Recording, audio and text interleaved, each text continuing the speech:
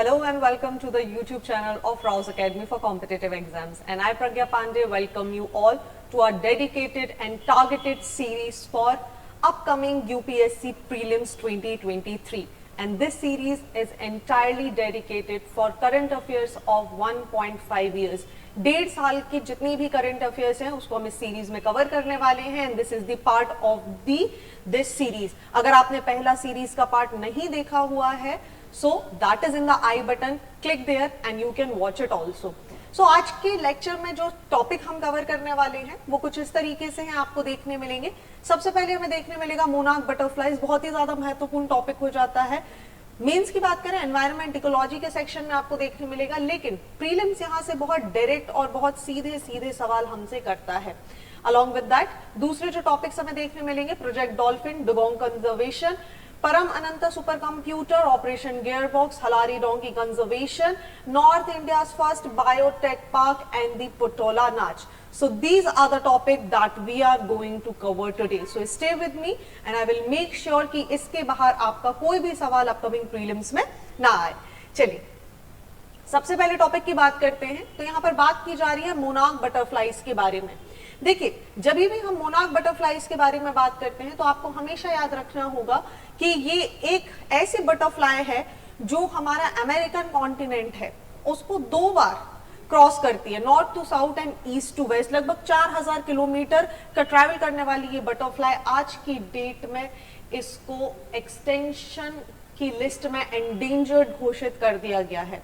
चलिए पहले देख लेते हैं आखिर न्यूज का पूरा पार्ट है क्या. देखिए ये एक तरीके की सब स्पीशी होती है, ये बटरफ्लाइज की एक टाइप है, एक प्रजाति है जो हमें देखने के लिए मिलती है. स्पेशली अगर आप बात करोगे तो अमेरिका और इसके नियर बाय रीजन्स में हमें ये देखने के लिए मिलती है. इस स्पीशी की अगर हम बात करें तो आप याद रखेंगे इसका साइंटिफिक नेम आपको देखने मिलेगा डैनस प्लेक्सिपस प्लेक्सिपस. ठीक है, अब इनकी जो खासियत है ये जाने क्यों जाते हैं जी, ये जाने जाते हैं अपनी इस जर्नी की वजह से. ये जो ये 4000 किलोमीटर की जर्नी करते हैं ना अक्रॉस द अमेरिकन कॉन्टिनेंट, इसकी वजह से ये बहुत ही ज्यादा फेमस है. अब हो क्या रहा है अगर आप देखेंगे तो ये बहुत ही ज्यादा एसेंशियल पॉलिनेटर्स की तरह काम करते हैं और बहुत ज्यादा इकोसिस्टम, आपको पता है जिस बटरफ्लाई में जिस इकोसिस्टम में आपको ज्यादा से ज्यादा बटरफ्लाइज देखने मिलती है, माना जाता है ऐसा इकोसिस्टम जो है वो बहुत ही ज्यादा हेल्दी होता है. So these are the ecosystem service provider, ecology की हेल्थ हमें बताते हैं और साथ ही ग्लोबल फूड वेब को मेंटेन करके रखते हैं. जैसा हमें फूड क्रोनोलॉजी पता है, फूड पिरामिड पता है, तो आपको पता होगा These are the part of that pyramid also. अब देखिए इनकी अपनी खुद की लाइफ स्टाइल होती है, जैसे मैंने आपको बताया. क्या ये अमेरिका की लेंथ और ब्रेथ के हिसाब से साल में 2 बार उसे क्रॉस करते हैं, है ना.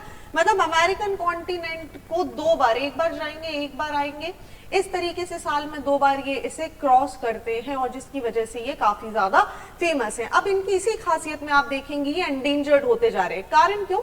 देखिए इनके सर्वाइवल के लिए, इनको ब्रीडिंग करने के लिए एक तरीके के स्पेशल प्लांट की आवश्यकता होती है जिसका नाम है मिल्कवीड. ध्यान से समझते चलिएगा, ये मिल्कवीड जो होता है ये इनके लिए लावा, जो इनका मोनार्क का जो लार्वाज होते हैं वो यहाँ पर चिपक जाते हैं. ये एक तरीके का पेड़ होता है, एक तरीके का पौधा होता है. यूजुअली होगा क्या, ये पौधे के लार्वाज में यहाँ पे एक चिपचिपा सा एक पदार्थ होता है, ठीक है, एक स्टिकी सा कुछ सब्सटेंस यहाँ पर होता है.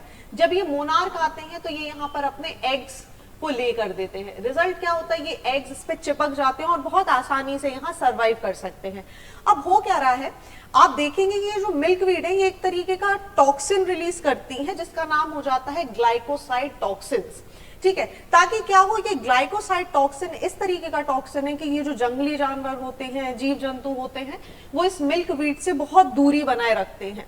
लेकिन बाय डिफॉल्ट नेचर बोलिए या जो भी कंडीशन मान के चलिए, ये जो हमारी मोनार्क बटरफ्लाइज हैं आप देखेंगे इन्होंने इस टॉक्सिन्स के अगेंस्ट एक इम्यूनिटी यहाँ पर डेवलप कर ली है. नाउ व्हाट विल हैपन, जब इनकी इम्यूनिटी यहाँ पर डेवलप हो गई सो यू विल सी कि ये बहुत आसानी से जो अपने एग्स हैं वो यहाँ पर ले डाउन कर सकते हैं. नाउ व्हाट इज हैपनिंग, मिल्कवीड्स को जो फार्मर्स होते हैं अमेरिका में, जिन फार्मर्स को आप देखेंगे ये वेडिसाइड्स का यूज करके इनको पूरी तरीके से खत्म करते जा रहे हैं. रिजल्टेड इनटू व्हाट, जो इनके लिए एक हैबिटेंट है, ये जो पौधा है, ये जो पेड़ है, जो इसकी पत्तियां हैं, जहां पर ये मोनार्क बटरफ्लाईज अपने एग्स ले डाउन कर रही थी, ये पूरी तरीके से खत्म होता जा रहा है। And because of that deforestation होता जाना, पॉपुलेशन बढ़ता जाना, अर्बनाइजेशन होते जाना, रिजल्टेड इनटू व्हाट, ये जो मिल्क वीड है ये पूरी तरीके से खत्म हो गए। So this is the reason कि जो स्पीशी है, इसकी जो पॉपुलेशन है आपको ऑस्ट्रेलिया, हवाई और इंडिया के आसपास भी दिखाई देगी, और आज की डेट में ये बहुत ही ज्यादा खत्म होने की कगार पर है। अगर हम इनके थ्रेट्स की बात करेंगे तो आप देखेंगे लीगल इलीगल लॉगिंग की वजह से, डिफॉरेस्टेशन की वजह से, एग्रीकल्चर अर्बन डेवलपमेंट की वजह से, वीडीसाइड्स का यूज करना, फ्रीक्वेंट स्टॉर्म्स, ड्रॉट जैसी बहुत सारी चीजें हैं जिसकी वजह से ये जो स्पीशी है ये आज की डेट में घटकर बहुत ही कम संख्या में हमारे सामने बची है। सो प्रीलिम्स के लिए आपको याद रखना है इनकी कैटेगरी एंडेंजर्ड कैटेगरी का पार्ट है। इंपॉर्टेंस क्यों है? क्योंकि ये अमेरिका की लेंथ एंड ब्रेथ के हिसाब से साल में 2 बार, ट्वाइस अ ईयर क्या करते हैं, उसका ट्रैवल करते हैं। ओके, चलिए आगे बढ़ते हैं नेक्स्ट टॉपिक की तरफ। नेक्स्ट टॉपिक बहुत ही ज्यादा महत्वपूर्ण है क्योंकि ये बात कर रहा है प्रोजेक्ट डॉल्फिन्स के बारे में।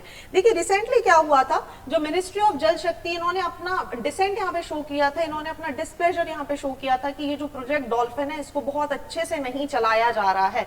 And because of that project dolphin again came into the news, और हमारे लिए ठीक है गैंगेटिक डॉल्फिन्स की वजह से ये पूरा टॉपिक बहुत ज्यादा महत्वपूर्ण हो जाता है। चलिए समझ लेते हैं कि आखिर ये पूरी पिक्चर है क्या। देखिए जब हम प्रोजेक्ट डॉल्फिन की बात करते हैं तो ये एक्टिविटी है जिसे अर्थ गंगा प्रोजेक्ट के अंदर यहाँ पर लॉन्च किया गया था 2019 में। इसके प्रपोजल पर यहाँ पर बात की गई थी और 2020 से इस पर बहुत तीव्रता के साथ काम किया जा रहा है विद दी 10 years एम्बिशन। ठीक है, देखिए अब होगा क्या, यहाँ पर एक नेशनल गंगा काउंसिल बनाई जाएगी जिसको हेड कौन करते हैं, याद रखिएगा अगेन प्रीलिम्स के लिए बहुत ज्यादा इंपॉर्टेंट है, the prime minister of India. और यहाँ डिसाइड किया जाएगा कि एक इनिशिएटिव हमें लेने की जरूरत है, किसके लिए, under the earth Ganga project हमें ना सिर्फ गंगा नदी के पानी को साफ करना है बल्कि जो वहां पे सर्वाइविंग डॉल्फिन्स हैं उनको भी बचाना है। क्लियर? चलिए अगर हम बात करें तो यहाँ पर ना केवल रिवर डॉल्फिन्स की बात करेंगे बल्कि सी डॉल्फिन्स को भी बचाने की बात की जा रही है फॉर द अपकमिंग 10 years। हमारा टारगेट है कि हम गंगा नदी को पॉल्यूशन फ्री कर दें एंड ओनली देन, आपको पता है जब हम डॉल्फिन्स की बात करते हैं तो ये केवल और केवल स्वच्छ पानी में सरवाइव कर सकते हैं, और जैसे ही गंगा का पानी साफ होगा आपको बाय डिफॉल्ट आप देखेंगे इनकी पॉपुलेशन जो आज की डेट में सिर्फ 3 या 4 हजार बच के रह गई है वो इंक्रीज हो जाएगी। चलिए अब अगर हम प्रोजेक्ट डॉल्फिन की बात करें तो इसे इंप्लीमेंट करने वाली जो मिनिस्ट्री या जो बॉडी है that is the ministry of environment and forest and climate change. ठीक है, चलिए आगे अगर हम बात करें नेक्स्ट टॉपिक जो हमें डिस्कस करना है इस पर्टिकुलर पॉइंट में that is the Gangetic dolphin. जी क्यों गैंगेटिक डॉल्फिन के बारे में बात कर रहे हैं, क्यों? क्योंकि ये आपका एक्वाटिक एनिमल है। ठीक है, साथ ही ये इंडिकेटर है कि गंगा नदी आज की डेट में कितनी ज्यादा खराब हो चुकी है, उसका पानी कितना ज्यादा पॉल्यूटेंट हो चुका है, ये घटती हुई संख्या डॉल्फिन्स की हमें बता चुकी है। ठीक है, तो चलिए यहां पर बात कर लेते हैं हमारे गंगा रिवर डॉल्फिन के बारे में। देखिए जब हम गंगा रिवर डॉल्फिन की बात करते हैं तो आप एक चीज बहुत अच्छे से याद रखिएगा, आज की डेट में अगर आप देखेंगे तो ये टाइम फ्रेम आपको देखने के लिए मिलेगा 1801 का, जब पहली बार गंगा रिवर डॉल्फिन्स को आइडेंटिफाई किया गया था और इनको प्रोटेक्ट करने के लिए व्हाट गवर्नमेंट डिसाइडेड कि हम national aquatic animal of India declare कर देंगे किसको, the Gangetic river dolphin in 2009। So there are 2 points which are very very important कि इनकी डिस्कवरी कब हुई थी, दैट इज इन द 1801 और national aquatic animal of India इन्हें बनाया गया था 2009 में। चलिए अगर हम गैंगेटिक रिवर डॉल्फिन की बात करें तो एक और चीज याद रखिएगा, ये 4 फ्रेश वाटर डॉल्फिन्स जो पूरी दुनिया में पाई जाती हैं उसमें से एक है। बाकी की सारी डॉल्फिन्स के नाम आपको पता होना चाहिए। तो देखिए अदर जो 3 है उसमें से एक आपको देखने मिलेगी बैजी, जो कि आज की डेट में एक्सटिंक्ट हो चुकी है और ये पाई जाती है यांगजे रिवर इन चाइना। दूसरी देखिए द बुलान, जो कि इंडस नदी और पाकिस्तान के आसपास के क्षेत्र में पाई जाती है। थर्ड वन इज दी बोटो, जो कि अमेजन रिवर में यानी अमेरिका में पाई जाती है। So these are the only 4 surviving species of dolphins in the fresh water dolphin in the world. तो याद रखिएगा, अगर कभी आपसे प्रीलिम्स बेजी के बारे में पूछ ले, भूलान के बारे में पूछ ले या बोटो के बारे में पूछ ले कि ये कौन है, तो आपको पता होना चाहिए these are the fresh water dolphin species of the world. चलिए बात कर लेते हैं हमारी गैंगेटिक रिवर डॉल्फिन के बारे में। देखिए, इनको एक नाम से और जाना जाता है, विच इज दी सूसू। सूसू इन्हें क्यों बोला जाता है, जिसका कारण है ये इनकी एक लंबी सी आप टस्क देख रहे होंगे। ये जब सांस लेती हैं या ये आवाज निकालती हैं तो इनकी ब्रीदिंग साउंड इतना तेज होता है, तो ऐसा लगता है जैसे ये इस तरीके का एक साउंड निकाल रही है। इसी की वजह से इन्हें सूसू भी बोला जाता है। आज की डेट में बात करें तो 3500 से लेके सिर्फ 4000 की पॉपुलेशन में ये हमारे पास बची हुई हैं। इनके वजन की बात करें तो लगभग 150 से 170 केजी का वेट ये लेके चलती हैं। इनके लाइफ स्पैन की बात करें तो 18 से 22 साल इनका आपको एवरेज लाइफ स्पैन देखने के लिए मिलेगा। नाउ द क्वेश्चंस कम, ये तो हो गया इनके बारे में। दूसरी खासियत हमें ये भी जानना जरूरी है कि आखिर ये पाई कहाँ जाती हैं। देखिए, ये ऐसी जगह पाई जाती हैं जहां पे फ्रेश वाटर होता है। स्लो फ्लोइंग वाटर होना जरूरी है, let me write it here. Slow flowing water होना जरूरी है, फ्रेश वाटर का होना जरूरी है, यूजुअली प्लेन्स के आसपास के एरिया में, ठीक है। और ऐसी जगह पे जहां पर 2 नदियों का मिलन होता है या कॉन्फ्लुएंस आपको देखने मिलेगा, वहां पर आपको ये देखने के लिए मिलेंगी। आज की डेट में अगर हम इनका एक्सपांशन देखें कि ये कहां कहां देखने आपको मिल जाएंगे, तो देखिए ये गंगा ब्रह्मपुत्र के आसपास के क्षेत्र में, वहीं आपको इंडिया, नेपाल और बांग्लादेश जैसे क्षेत्रों में ये देखने के लिए मिलेंगी। Now there is one more point कि भाई ये खाती क्या है। देखिए, यूपीएससी आपसे कोई भी सवाल कर सकता है, आपको ऑप्शन में कुछ भी दे दिया जाएगा, सेलेक्ट दी रॉन्ग या consider the following statement regarding the Ganga river dolphin, और आपको बहुत सारे ऑप्शंस आएंगे और उसमें से एक गलत आपको चुनना है। गलत आप तभी चुन सकते हैं जब आपको इनके बारे में पूरी जानकारी होगी। सो स्टे विद मी, यहां पर बने रहिए, पूरा ध्यान यहां पर रखिए और साथ में नोट्स भी प्रिपेयर करते चलिए। अगर हम इनकी फूड हैबिट की बात करें तो देखिए, ये फिशेस को भी खाते हैं, ये श्रिम्प्स को भी खाते हैं, पॉसिबली टर्टल और बर्ड्स को भी ये खा सकते हैं। अब देखिए, इनकी खास बात क्या है, ये इकोलोकेशन पे वर्क करते हैं। इकोलोकेशन क्या, देखिए जब इन्हें, दे आर एक्चुअली ब्लाइंड, इनकी आईसाइट बहुत ज्यादा पुअर होती है, ठीक है, ये ऑलमोस्ट ब्लाइंड की कैटेगरी में है। नाउ द क्वेश्चंस कम कि अगर इन्हें कोई चीज खानी है, मान के चलिए ट्रैवल कर रहे, कोई शिप है, कोई भी ऐसा मैटर है, मटेरियल है, तो ये उससे अपने आप को प्रोटेक्ट कैसे करते हैं। जी नेचर ने इनको दे दिया है एक साउंड वेव टेक्नोलॉजी जिसे बोलते हैं इको लोकेशन, ठीक है। लाइट या डार्कनेस सिर्फ ये सेंस कर पाते हैं। नाउ व्हाट दे डू कि ये एक इको लोकेशन, एक साउंड वेव्स यहां से रिलीज करते हैं। ये साउंड वेव्स जब जाते हैं तो ये ट्रैवल करते करते करते एक ऑब्जेक्ट से टकराते हैं और इस ऑब्जेक्ट से टकराकर ये साउंड वेव वापस इन तक आती है, जिससे ये डिटेक्ट कर पाते हैं कि आगे जो भी चीज है वो क्या है, और इसी की मदद से ये अपने फूड को हंट करते हैं, बोट्स को अवॉइड करते हैं, नेविगेशन कर पाते हैं बहुत आसानी से। क्लियर? तो आई होप यहां तक आपको सब कुछ समझ आ रहा है। आगे बढ़ते अगर हम इनके थ्रेट्स की बात करें तो देखिए, आज की डेट में pollution is the biggest threat for them, first thing. दूसरी बात करें तो मोटर बोट ट्रैफिक्स की वजह से टकराकर इनकी डेथ हो जाती है। साउंड वेव्स ये रिलीज करती हैं लेकिन इतनी इजीली मूवमेंट इनका नहीं हो पाता। दूसरी बात करें तो देखिए, जो हमारे रिवर चैनल्स है उनका खराब होते जाना, हंटिंग होना, पानी में ऑयल्स का स्पेल हो जाना, डैम्स और बैरेज बनाने की वजह से जो एक मूवमेंट है, जो एक फ्री मूवमेंट है, उसका रिस्ट्रिक्शन हो जाना भी इनके थ्रेट का एक बहुत बड़ा कारण बना है। और सबसे बड़ी बात, overfishing and pollutants from the industries are the reason कि हमें इनकी संख्या आज की डेट में सिर्फ 3 से 4,000 देखने के लिए मिली है। अब आप बोलेंगे कि ठीक है, ब्रीडिंग की वजह से भी ये अपनी पॉपुलेशन को सेव कर सकते हैं। जी नहीं कर सकते। क्यों? आप अगर देखेंगे तो फीमेल्स को अगर आपको आइडेंटिफाई करना हो तो जो डॉल्फिन्स होती हैं, जो फीमेल डॉल्फिन्स होती हैं, इनका साइज मेल डॉल्फिन के मुकाबले ज्यादा बड़ा होता है। वहीं अगर हम बात करें तो ये साल में केवल एक बार, once every 2-3 years to 1 calf after 9-10 month gestation period। तो इनका जो gestation period होता है जो 9 से 10 महीने का होता है, और 2-3 साल में केवल एक ही बेबी डॉल्फिन को यहाँ पर ये पैदा कर सकते हैं। सो अब आप समझ सकते होंगे कि इनकी पॉपुलेशन को सेव करना, इनके जेनेटिक्स को सेव करने के लिए कितना ज्यादा महत्वपूर्ण हो जाता है। चलिए बात कर लेते हैं कंजर्वेशन प्रोग्राम्स के बारे में। कंजर्वेशन की बात करें तो आप याद रखेंगे सबसे पहले आपके सामने क्या आ जाएगा, प्रोजेक्ट डॉल्फिन, जहां पे बात की जा रही है अपकमिंग 10 सालों में अर्थ गंगा प्रोजेक्ट के तहत गंगा नदी को साफ करना और जो इनकी जनसंख्या है उसको बढ़ाना। दूसरी बात हम यहाँ पर बात करें कि इनको प्रोटेक्ट करने के लिए ही क्या किया गया, 2009 में इन्हें नेशनल एक्वाटिक एनिमल बना दिया गया। प्रोजेक्ट डॉल्फिन स्टार्ट किया गया 2020 में। इसी के साथ एक बहुत ही महत्वपूर्ण बात जो आप याद रखेंगे, 1991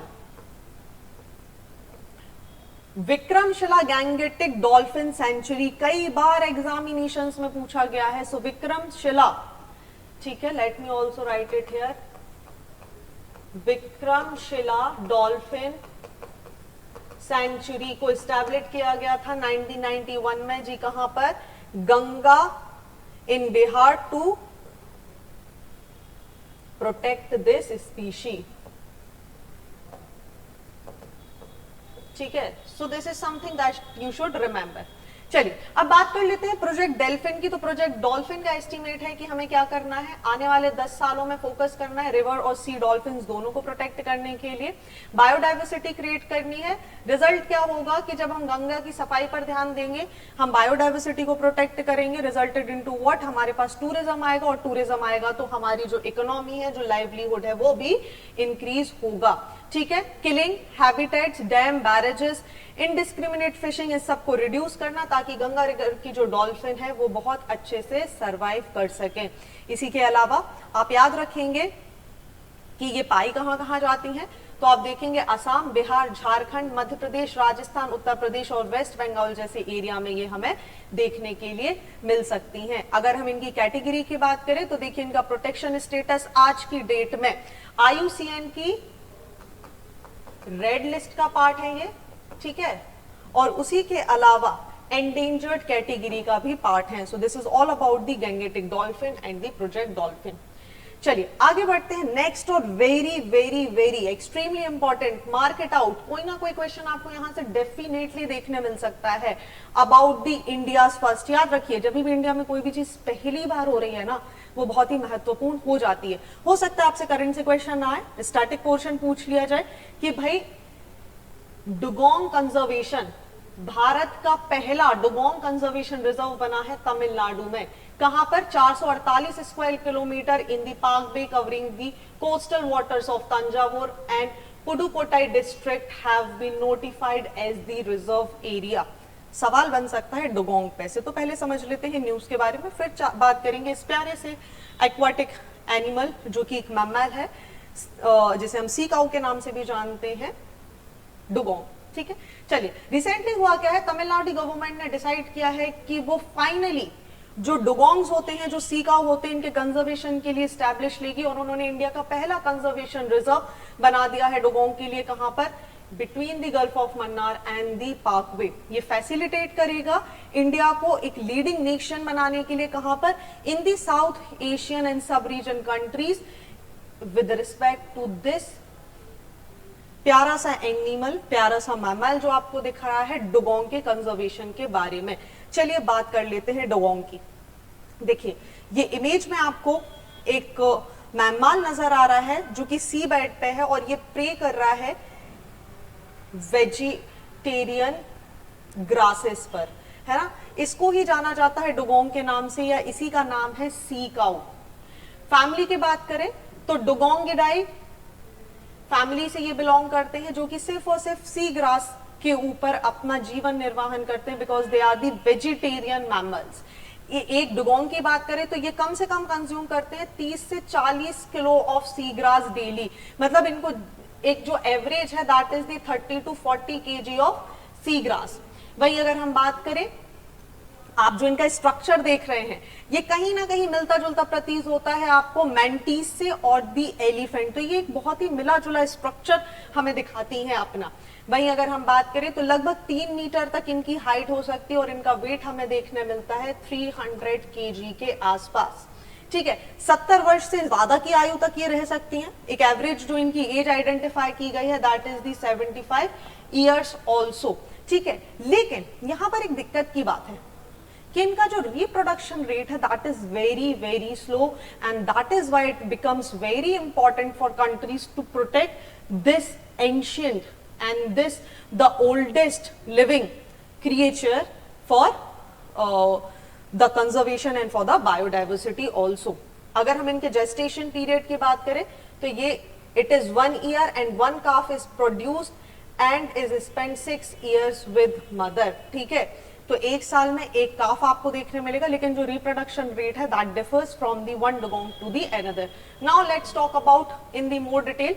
चलिए, अगर ये मैंने आपको बता दिया है, इसका साइंटिफिक नेम देखने मिलेगा आपको डुगोंग डुगोंग, जिन्हें सी काऊ के नाम से भी बोला जाता है।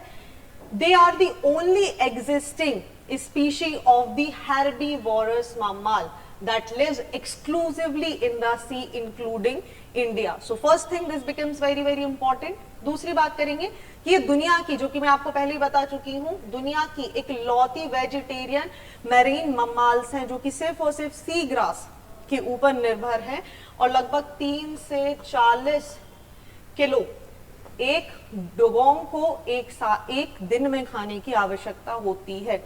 ये long lived and the oldest recorded specimen reached age 73 years का हमारे पास मिला है। मैंने आपको एक एवरेज एज इनकी बताई थी that is the 70 years and this is why they became the very very important. देखिए, अगर हम इनकी बात करें तो ये थोड़ी सी आपको पेयर्स में देखने के लिए मिलेंगी, सी ग्रास बेड्स पर ये डिपेंड होती हैं और वहीं ये पेयर्स में घूमते हुए अपनी एक लार्ज पॉपुलेशन को क्रिएट करती है।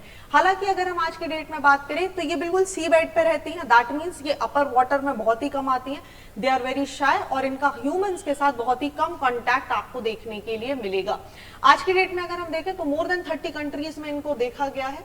ये वार्म कोस्टल वाटर्स में रहती हैं, कहां से कहां तक अगर एक लोकेशन की बात करें ऑन एन एवरेज तो East Africa to Australia, then Red Sea, Indian Ocean and Pacific Ocean में आपको डुगोंग देखने के लिए मिल जाएंगी। इंडिया में कहां देखने मिलेंगी जी? जहां पर कंजर्वेशन बनाया गया है, Gulf of Mannar, Gulf of Kutch, Palk Bay and the Andaman and Nicobar island. ठीक है, अब देखिए, क्योंकि ये ब्रैकिश वाटर को टॉलरेट करती है इसीलिए ये आपको कोस्टल एरियाज के आसपास बहुत आसानी से नजर आ जाएंगी। वाइड और शैलो मैनग्रोव्स चैनल में भी रह सकती हैं, लेकिन इनको सबसे ज्यादा महत्वपूर्ण है सी ग्रास बेड्स। आज के डेट में क्या हो रहा है, ये सी ग्रास बेड्स जो हैं इनके डिस्ट्रक्शन की वजह से डुगोंग्स जिन सी ग्रास को यहाँ पर खाती हैं ये लॉस होते जा रहे हैं। क्यों लॉस होते जा रहे हैं जी? एक सबसे बड़ा कारण है floor trawling. So those who have no idea about the floor trawling, तो ऐसा समझ लीजिए एक शिप है, let me draw my ship here, so it is not a very good ship, बस समझ लीजिए। और ये मान के चलिए डीप वाटर है जहां पर ये ग्रास लगी हुई है, right? Now what is happening, यहां से एक नेट डाला जाएगा जो बिल्कुल डेप्थ में जाके ऐसा बिछ जाता है। व्हाट विल हैपन, जब कोई छोटी छोटी सी फिश आएगी, फिश को हम दूसरे कलर से ड्रॉ कर लेते हैं, जब कोई छोटी छोटी सी फिशेस यहाँ पर आएंगी तो ये क्या होगा, ये इसके अंदर फंसती जाएंगी।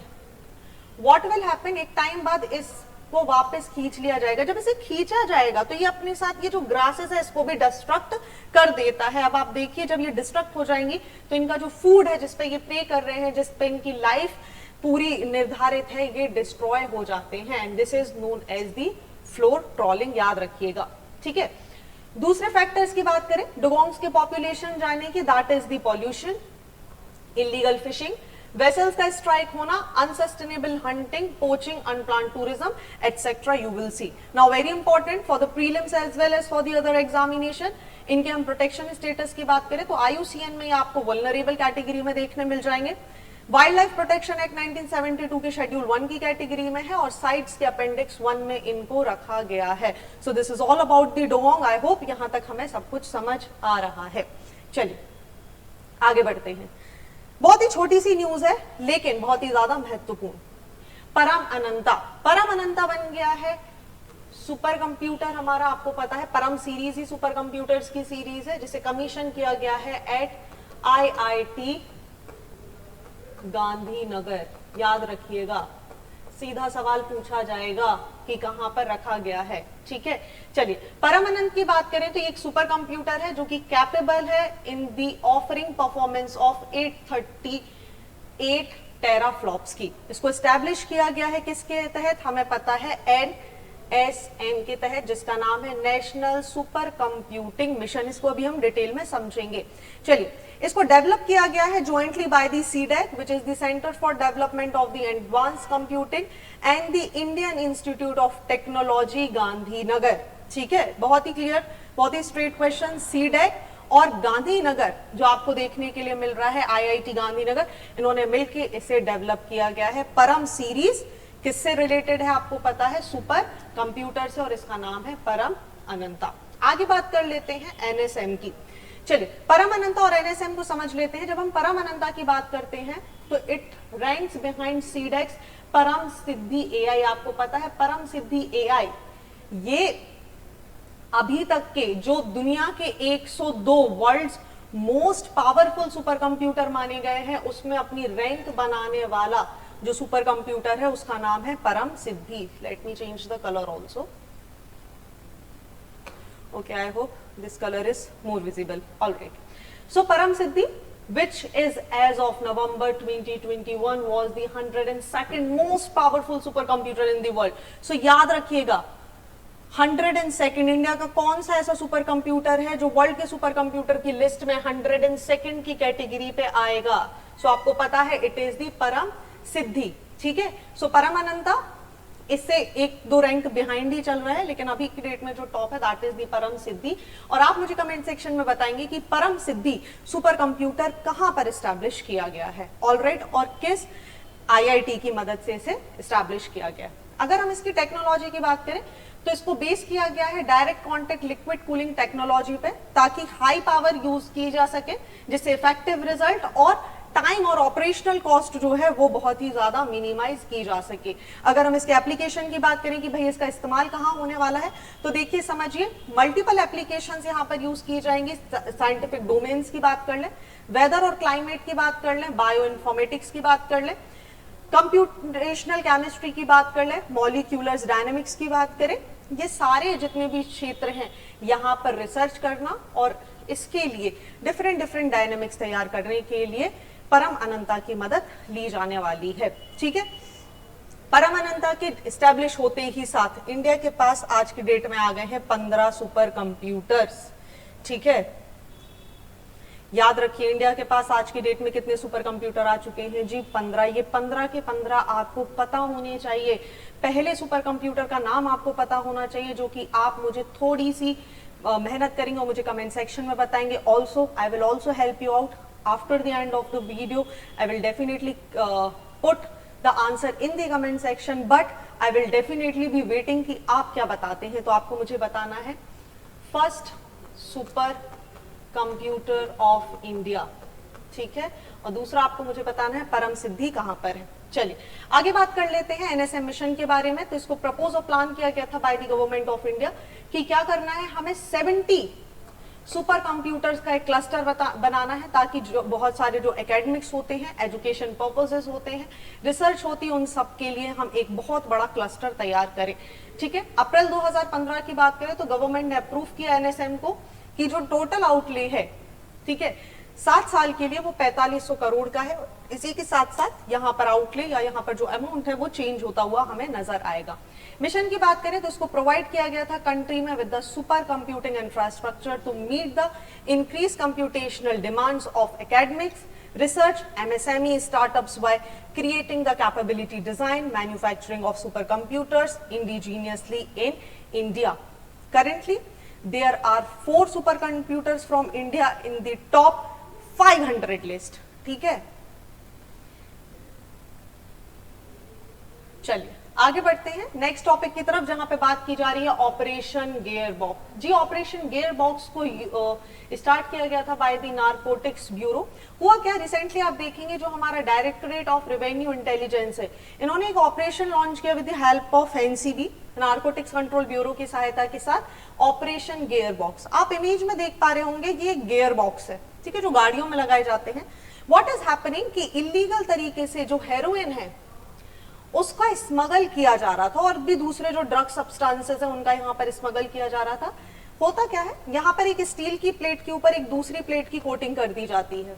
रिजल्टेड इनटू व्हाट, जब मेटल डिटेक्टर से इन्हें डिटेक्ट किया जाता है तो ये अंदर रहते हैं, एक नीचे मेटल का प्लेट हो गया, एक ऊपर मेटल का प्लेट आ जाता है, जिसकी वजह से इनका डिटेक्शन हो पाना थोड़ा सा असंभव सा हो जाता है। और इसी का फायदा उठाते हुए लोगों ने क्या किया, इसका इलीगल तरीके से यूज करना स्टार्ट किया, जिसकी वजह से जो डायरेक्टरेट ऑफ रेवेन्यू इंटेलिजेंस है उन्होंने इस ऑपरेशन को चलाया। ठीक है, याद रखिएगा इतना। आगे बढ़ते हैं।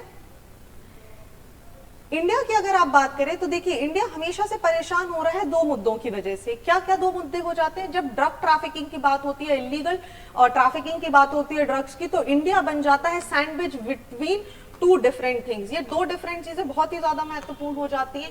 एक तो हो जाता है आपका द डेथ क्रीसेंट, और इसे ही कई बार बोल दिया जाता है भाई golden crescent and golden triangle, and the death triangle. अब आप देखिए, ये दोनों वो हब हैं, वो एरियाज हैं जो कि वर्ल्ड में आज की डेट में आप देखेंगे तो ओपियम प्रोडक्शन रीजन्स बोले जाते हैं, जिन्हें हम गोल्डन ट्रायंगल और गोल्डन क्रीसेंट या डेथ ट्रायंगल या डेथ क्रीसेंट के नाम से भी जानते हैं। और India becomes the sandwich between two. Important हो जाता है कि आपको पता हो गोल्डन क्रीसेंट और गोल्डन ट्रायंगल में कौन सी कंट्रीज हैं। सबसे पहले गोल्डन क्रीसेंट या फिर डेथ क्रीसेंट की बात करें तो आपको यहां देखने के लिए मिल जाएगा ईरान, यहां देखने के लिए मिल जाएगा अफगानिस्तान, और यहां देखने के लिए मिल जाएगा पाकिस्तान। ठीक है, ये एक प्रिंसिपल ग्लोबल साइट है ओपियम प्रोडक्शन की, और यहीं से जितने वर्ल्ड में ओपियम का डिस्ट्रीब्यूशन होता है आपको यहां से देखने के लिए मिलेगा। ऑन दी अदर हैंड हमें देखने मिलेंगे गोल्डन ट्रायंगल्स या डेथ ट्रायंगल, जिसमें पार्ट आपको कौन कौन देखने मिल जाएगा। पहले तो म्यांमार, दूसरा आपको देखने मिल जाएगा लाओस,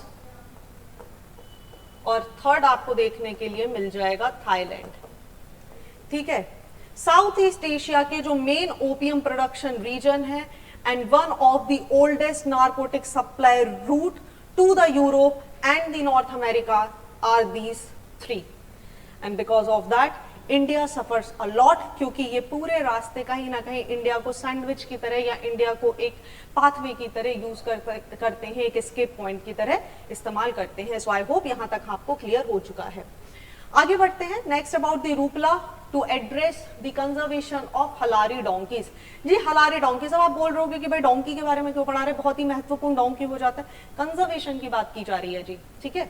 चलिए, हलारी डोंकीज की अगर हम यहाँ पर बात करें तो देखिए हुआ क्या है, इनके कंजर्वेशन के बारे में एक चिंता जाहिर की गई है। क्या, रिसेंटली स्पेशल कंजर्वेशन बनाया गया है at Upleta town of Rajkot district of Gujarat, जहां पर इन मंकीज को प्रोटेक्ट करना, इनकी ब्रीडिंग को इंप्रूव करने के बारे में विचार किया जा रहा है। तो याद रखिएगा, हलारी डॉकिंस के लिए जो कंजर्वेशन किया जा रहा है वो कहां पे किया जा रहा है, उपलेटा टाउन ऑफ राजकोट गुजरात में किया जा रहा है। ठीक है, पर्पस क्या है, देखिए अवेयरनेस फैलाना। आप अगर देखेंगे ये जो डोंकी आपको यहाँ पर दिखाई दे रहा है, जब लोग माइग्रेट करते हैं एक स्थान से दूसरे स्थान पर जाते हैं तो जो सामान ढो देते हैं इनके ऊपर, तो ये एक तरीके का ट्रांसपोर्टेशन का काम भी करते हैं।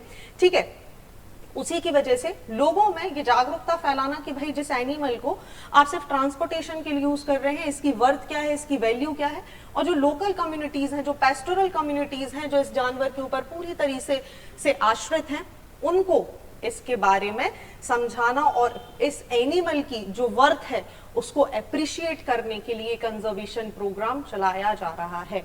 ठीक है, इस कंजर्वेशन प्रोग्राम को अकेले गवर्नमेंट नहीं चला रही है, बट एक वॉलंटरी ऑर्गेनाइजेशन है जिसका नाम है सहजीवन। ये गुजरात बेस्ड एक वेलफेयर बेस्ड पेस्टोरल कम्युनिटी के लिए, पेस्टोरल कम्युनिटी वेलफेयर के लिए एक सोसाइटी बनाई गई है सहजीवन, जिसका नाम है। इसके साथ मिलकर यहाँ पर क्या किया जा रहा है, उपलेटा टाउन राजकोट में इनके लिए कंजर्वेशन किया जा रहा है। अब इनके इंपॉर्टेंस की बात करें अगर हलारी डोंकीज की, तो आप देखेंगे गुजरात और सौराष्ट्र के रीजन के आसपास आपको ये देखने मिलेंगे। यूजुअली इनको पैक एनिमल्स की तरह यूज किया जाता है, जैसा मैं आपको बता चुकी हूँ, जब हम ट्रांसपोर्टेशन करते हैं एक क्षेत्र से दूसरे क्षेत्र में जाते हैं तब इनका इस्तेमाल किया जाता है। लेकिन आप इनकी कीमत समझिए, एक जो छोटा बेबी डंकी होता है उसकी वैल्यू 1 लाख रुपए होती है। वहीं अगर आप इनके मिल्क की बात करोगे तो 150 से 250 रुपए लीटर केवल इनका जो मिल्क है वो मार्केट में बिकता है। अब आप बोलेंगे इसका क्या काम है जी? एंटीऑक्सीडेंट में रिचेस्ट होता है इन डोंकीज का मिल्क, जिसकी वजह से जो कॉस्मेटिक कंट्रीज होती हैं या फार्मास्यूटिकल कंट्रीज होती हैं वो टैबलेट्स में या एप्लीकेशन प्रोडक्ट्स में इसका यूज करने के लिए इसे बहुत भारी मात्रा में खरीदती हैं। आज की डेट में बात करें तो ये डोंकी एंडेंजर्ड कैटेगरी का पार्ट हो चुका है। ठीक है, एक सर्वे कंडक्ट किया गया था 2021-22 में, जहां पे पता चला कि हलारी डोंकी की जो पॉपुलेशन है वो बहुत ही ज्यादा गिर चुकी है। ठीक है, and these are the number and because of that it becomes very very important to protect this animal. चलिए नेक्स्ट बात करते हैं, बहुत ही छोटा सा न्यूज है। यूनियन मिनिस्टर जो है हमारे जितेंद्र सिंह, इन्होंने इनॉग्रेट कर दिया है नॉर्थ इंडिया का पहला बायोटेक पार्क एट घट्टी। बस इतना ही आपको याद रखना है। कहां पर? Kathua district of Jammu and Kashmir. North India का पहला बायोटेक पार्क घाटी, कठुआ डिस्ट्रिक्ट, जम्मू एंड कश्मीर। ये बायोटेक पार्क काम क्या करने वाला है? रिसर्च करेगा ऑन द डिफरेंट बायोडाइवर्सिटी जो कि जम्मू कश्मीर है इसके आसपास के क्षेत्र में पाई जाती है, लद्दाख के क्षेत्र में पाई जाती है, जिससे ग्रीन कैटेगरी को प्रमोट किया जाएगा, बिजनेस को बढ़ावा दिया जाएगा और यहाँ पे पाए जाने वाले मेडिसिनल प्लांट पे रिसर्च की जाएगी और अकॉर्डिंगली इससे बिजनेस जनरेट या इकोनॉमी को ग्रोथ करने में सहायता दी जाएगी। क्लियर? चलिए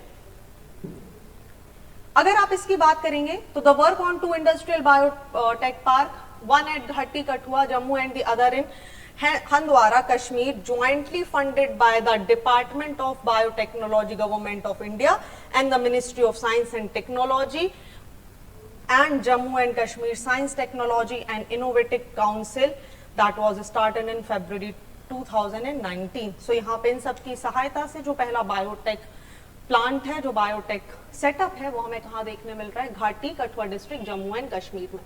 चलिए नेक्स्ट और आज का लास्ट जो आर्टिकल है दैट इज दी पॉटल नाच। पॉटल नाच की बात कर लेते हैं। आपको एक इमेज दिख रही होगी जिसमें एक पपेट है जिनके मुंह पर मास्क लगाया हुआ है। चलिए समझते हैं ये है क्या।